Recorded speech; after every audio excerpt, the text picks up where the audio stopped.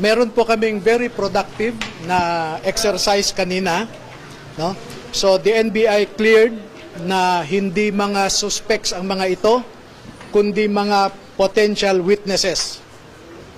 At magkakaroon kami ng susunod na proseso para maglatag kami ng ebidensya laban doon sa mga pinangalanan nila sa kanilang affidavit.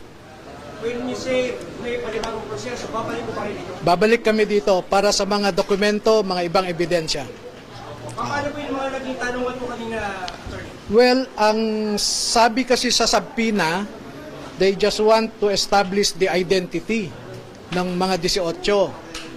So, sabi ko, okay lang kami sa identity. So, pinakita namin yung kanilang serial number, government-issued identification cards, etc. And then, sabi ko, pumayag kami na magtanong pa sila. Kaya inisa-isa nilang tinanong kanina. No? Inisa-isa silang tinanong kanina at okay naman. Sabi ko nga, very productive po yung araw na ito para sa hinahangad natin na magkaroon ng hustisya doon sa mga ninakaw sa kaban ng bayan. Attorney, initially po, ang gusto daw po ng NBI ay gusto po ng one-on-one interview sa 8 Marines. Pero ano po yung naging kitapusan po nito? Oo, pinayagan ko. Kahit walang authority ang NBI na i-one-on-one sila, dahil kailangan ng abogado sana ang bawat isa, pero pinayagan po namin sila. Eh wala naman kaming itatago na lihim or ano, no? So, kaya nga sila nag-affidavit, handa po silang panindigan yung kanilang sinasabi. Sir, pa-clarify naman ang sinasabi mo na pinapatawag din sila ng ombudsman sa subpoena o invitation. Kailan? Merong letter ang ombudsman sa akin na gusto rin nilang tingnan itong affidavit. Walang petsa, no? Walang petsa na binigay. Sir, gustong tingnan yung affidavit, pero paano ba? Ini-invite din nila na pumunta doon yung 18? Maaring ganon, no? Pero pupunta ba kayo? Oo naman. Bakit attorney? Bakit hindi? Inimbitahan kami. Pero for you, attorney, do you target that there's an investigation and you're expecting since deputized naman or pwede dumiretso na sa Yan po yung point namin noon, badodoble lang. Pero pagbigyan natin sila, kung gusto ng NBI mag-imbestiga, cooperate kami. Kung gusto ng ombudsman ang mag-imbestiga, cooperate kami. Attorney, di ba kayo hinihingi ng... Na di umano, ay may mga sinabi lang po ilang mga members po ng APPs na hindi po nabutumpa. Katulad po nung flight logs na air taxi na di umano from 2023 to 2025. Wala daw kung ganong klase ng paglipad. Okay. Ano po tuloy Ganito na lang, no? Kasi ang clarify namin kanina yung mga sinasabi ni Director Matibag sa media, no? Narinig nyo naman siguro, napanood nyo. Unang sinabi ni Director Matibag, 14 lamang daw ang Marines. So, pinakita namin na 16 talaga ang Marines, 2 ang Army. So, napatunayan namin na hindi totoo yung mga alegasyon ni Director Matibag. Pangalawa, yung sinasabi niyang isang general daw, class 75 ng PMA, ang nag-recruit sa kanila. Pinabulaanan namin yon na hindi totoo. Number 3, ang sinasabi ni Director Matibag, nagpirma lamang ang mga ito dahil meron silang economic problems, no? Economic reasons daw. At ipinakita namin na hindi kami nabayaran, bagkus ang gusto lang namin ay lumabas ang katotohanan tungkol sa bilyon-bilyong ninakaw sa kaban ng bayan. Yung flight detail na sinasabi po ninyo, ang sabi ni Director Matibag, sa 2023 to 2025, di ba sinabi niya, ay wala daw eroplano ng air taxi pumuntang Ilocos. Kinaligtaan niya yung 2022. Bakit ba 23 to 25 lang ang sinasabi niya? Kasi 2022, nag-deliver sa Ilocos na gamit ang eroplano. So, hindi ko alam kung saan nanggagaling yung intel o impormasyon ni Director Matibag. At lahat po yan, naklaro namin kanina at sa tingin ko nakumbinsi naman ang mga investigador. So you're saying, sir, na 2022, pero sigurado may flight logs po yun? Yes. Oo. Ang sinabi lang niya 23 to 25 eh. he conveniently skipped 2022. Hindi dapat ganun ang investigador. Ang investigador, bago magbukas ng bunganga, he should first be sure of his facts. Dito po, hindi ko alam kung saan nanggagaling yung sinasabi ni Director. Kanina po kinusyon ni Topacio yung leadership ni Matibag dito sa NBI. Do you share the same sentiment? Hindi ko po narinig yung sinabi ni Topacio so hindi ako makapag-comment. Kamoting kahoy daw yung minsan yung mga liderato ng NBI. What's your comment po? Ayokong mag-comment. Idea niya yun or opinion niya. Attorney, hindi ba kayo hihingi ng security kasi sabi mo nakatanggap sila ng death threat? Kaya naman nating i-handle yan. In fact, sabi ko nga kanina sa taas, merong 3 bahay ng mga dating sundalo na pinasok. Hindi yung mga kasamahan ng mga ito. Isa sa Cagayan, isa sa Iloilo, pananakot, no? Pinasok nila, sir.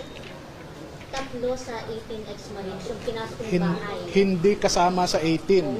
Kasamahan nila dati kay Saldico na trabahante, pinasok ang bahay ng 3, no? Pananakot. Pero attorney, hindi naman inutusan kayo ni Zaldico. Hindi. Hindi ko man kilala yan. Gusto ko nga makulong siya dahil sa pagnanakaw niya Sir, para malinaw lang, willing kayong mag-submit ng independent affidavits isa-isa sa ombudsman, sir? Walang problema kung ano man ang gusto nilang forma. Kung hindi nila maintindihan ang ibig sabihin ng joint affidavit, pwede kaming mag-individual, walang issue. So, satisfied na po ba kayo na dito ginagawa yung investigasyon? O mas gusto pa rin pong matuloy sa Senado yung Bahala rin po ang Senado. Wala kaming impluensya sa kanila. Pero kahit saan kami dalhin, pupunta kami para lang lumabas ang katotohanan. They test the credibility of the 18. We are open to that. Sir, 100 daw po yung kinausap, and 38 daw yung pumayag, including the 18 Marines. May 20 daw pa po na...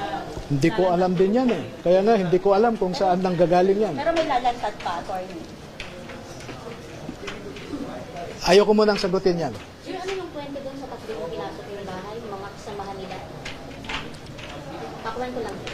Ang idea, ang assessment ko, pananakot lang. Yung may idea kayo, sir, sino? bakit hindi po sila tinagin? Bakit po yung mga kasama? Oo, yes. Para wala nang lumabas na iba pa. Sir, sino? Yung may idea kayo, sino yung nasa likod ng mga pumasok pa sa... Meron akong idea pero hindi ko ma-share. So, may lalabas pa talaga, sir? Hindi, ayaw ko munang sagutin yan. Mga ilan pa yan, attorney? Mga ilan na lang? Hindi ko alam kasi ang computation ni Director 100 pa daw. Hindi, Oh, 20 hindi- daw po including the 18, so may 20 pa raw po na. Hindi ko rin alam yan po. Attorney, pero sa inyo, sir, meron po bang lalabas or wala? Ayaw ko munang sagutin. Sir, you're not Anong confirming na klaseng wala? death threat, sir? Yung natatanggap nila? Anong klaseng death Kasi threat? sir, di ba yung 3 pinasok Hindi, na... nasabi naman na namin yung text messages Anong sabi, sir, sa ano? Mag-ingat kayo kasi kung hindi nyo mapataob itong gobyerno, meron din kayong kalalagyan. Yung mga ganun. Kailan nyo natanggap yun, sir? Sometime February. Early week. First week. Ilang messages? Sunod-sunod kasi yun Sunod-sunod. Pinakatumatak po sa inyo. Ayun, yung galing pa yun sa active na military officer. Directly pinasa po sa inyo o ipinasa lang po Sa kanila. Hindi, sa kanila lahat. Sir, lahat sila nakatanggap ng text message. Yeah, may 2 nakatanggap kaya pinabasa sa kasamahan nila. Before press con, sir? Yes. So alam, sir, na lilitaw. O yun yung nag-trigger sa inyo para lumabas. Paano ba, sir? Hindi naman, hindi kami affected sa threats.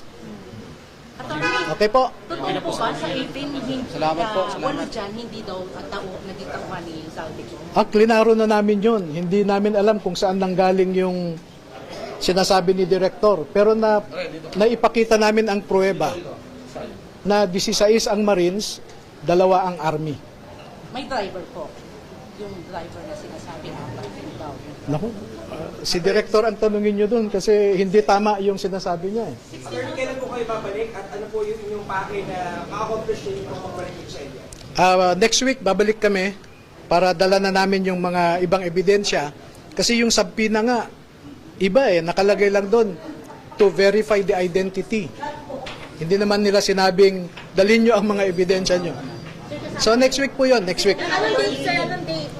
Ah, Sir, lahat kayo, sir? lahat. 18 po. Parang 19 niya, hindi ko makuan. Bibigyan daw nila ako ng sulat. Basta next week, no? Ha? Statement from one of your clients, so kamusta kanina yung Okay. Satisfied kami sa nangyari kanina. sir, pwede one of your clients, isa sa kanila, okay lang? Pwede.